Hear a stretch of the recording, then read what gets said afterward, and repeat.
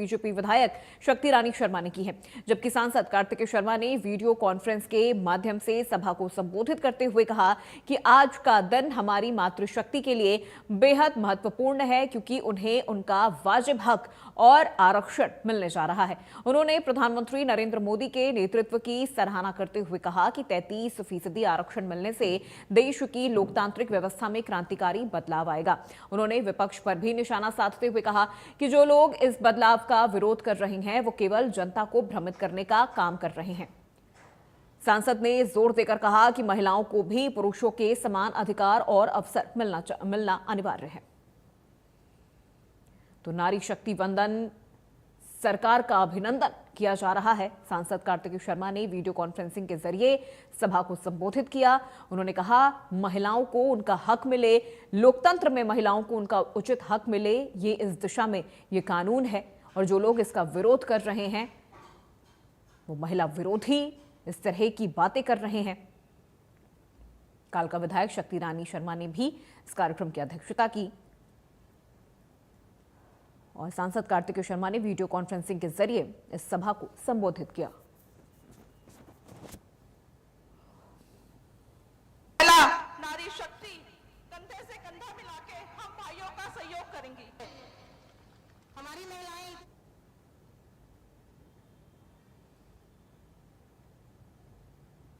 तो नारी शक्ति वंदन सरकार का अभिनंदन किस तरह से देखिए यहां पर किया जा रहा है। सांसद कार्तिकेय शर्मा ने भी इस सभा को वीडियो कॉन्फ्रेंसिंग के जरिए संबोधित किया। उन्होंने कहा लोकतंत्र में महिलाओं को उनका हक मिलेगा, देश की आधी आबादी को उनका पूरा हक मिले, राजनीति में उनकी जो भागीदारी है वो और भी ज्यादा इससे बढ़ जाएगी।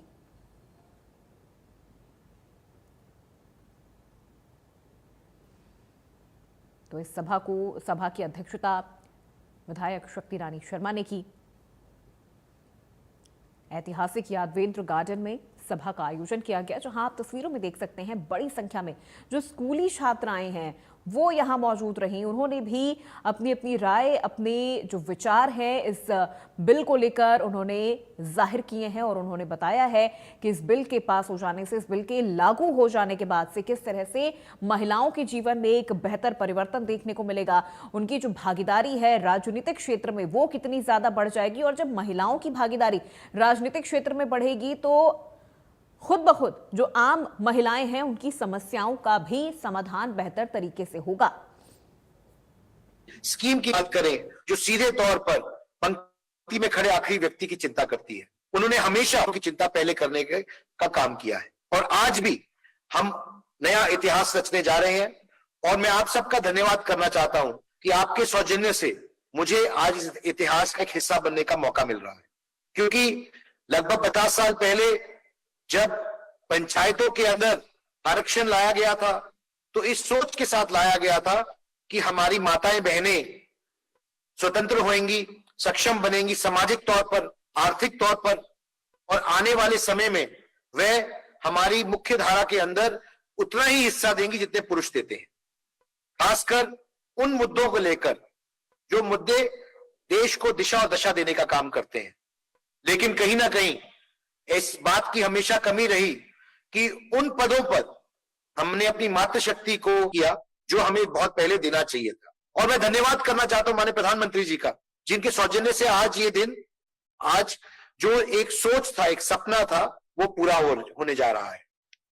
विशेष तौर पर मैं उन लोगों को ये कहना चाहता हूं, खासकर विपक्षी पार्टियों को भी, जो इस बात का विरोध कर रहे हैं कि महिला आरक्षण नहीं आना चाहिए या डिलिमिटेशन के बहाने से वह इस लोगों को भ्रमित करने का काम कर रहे हैं। क्योंकि आज समय आ गया है कि महिलाओं को भी उतना ही हक होना चाहिए जितना हक पुरुषों को है, और उसी के नाते 33% आरक्षण आज हमारे को मिलने जा रहा है।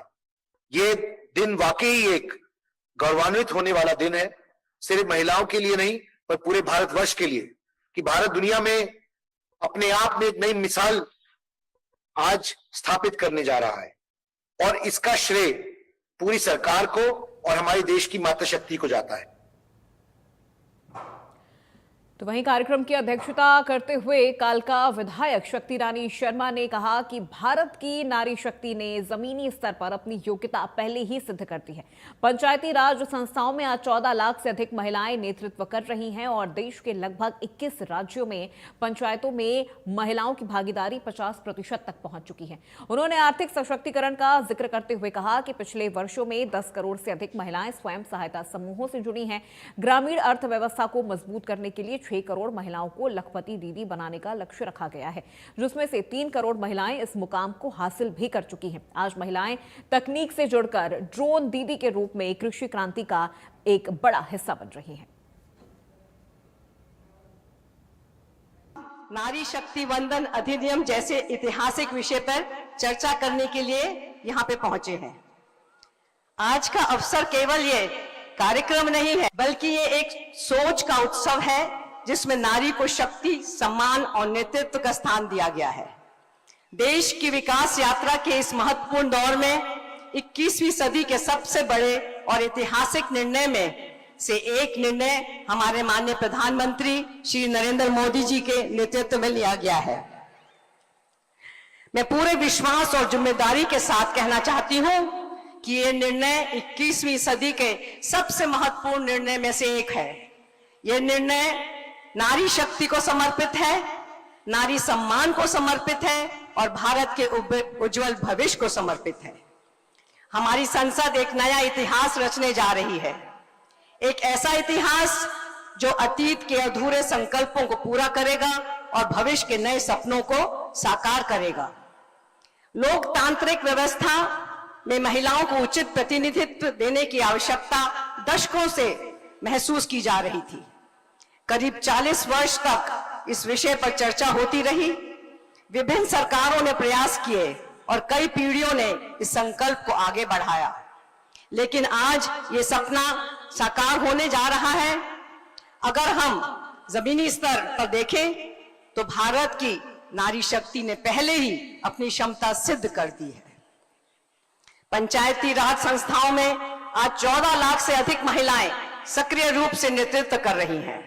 देश के लगभग 21 राज्यों में पंचायतों में महिलाओं की भागीदारी 50% तक पहुंच चुकी है। ये इस बात का प्रमाण है। जब महिलाओं को अवसर मिलता है तो वे केवल भागीदारी नहीं बल्कि नेतृत्व करती हैं और परिवर्तन लाती हैं। आज भारत की नारी शक्ति हर क्षेत्र में नई ऊंचाइयों को छू रही है। पिछले वर्ष में 10 करोड़ से अधिक महिलाएं स्वयं सहायता समूह से जुड़ी हैं। ग्रामीण अर्थव्यवस्था को मजबूत करने के लिए 6 करोड़ महिलाओं को लखपति दीदी बनने का लक्ष्य रखा गया, जिसमें से 3 करोड़ से अधिक महिलाएं इस मुकाम पर पहुंच चुकी हैं। आज महिलाएं केवल घर तक सीमित नहीं हैं, बल्कि वे टेक्नोलॉजी से जुड़कर आधुनिक खेती कर रही हैं और ड्रोन दीदी बनकर कृषि क्रांति का हिस्सा बन रही हैं। आज हमारी माताएं और बहनें वोकल फॉर लोकल की सबसे बड़ी ताकत बन चुकी हैं। Women lead empowerment and women lead development का जो विजन है, ये केवल एक नारा नहीं है, बल्कि एक वास्तविकता बनती जा रही है। इसने समाज की पुरानी सोच को बदला है और महिलाओं को निर्णय लेने की शक्ति के रूप में स्थापित किया है। हमारी नारी शक्ति ने हर क्षेत्र में अपनी अलग पहचान बनाई है, चाहे वो राजनीति हो, सामाजिक क्षेत्र हो या देश की सुरक्षा का विषय हो। ऑपरेशन सिंदूर के दौरान हमने देखा है, जब देश और दुनिया भारत की सैन्य शक्ति को समझने की कोशिश कर रहा था, तब हमारी बेटियां कर्नल सोफिया कुरैशी और विंग कमांडर भूमिका सिंह ने पूरे आत्मविश्वास के साथ देश का गौरव बढ़ाया है। ये बदल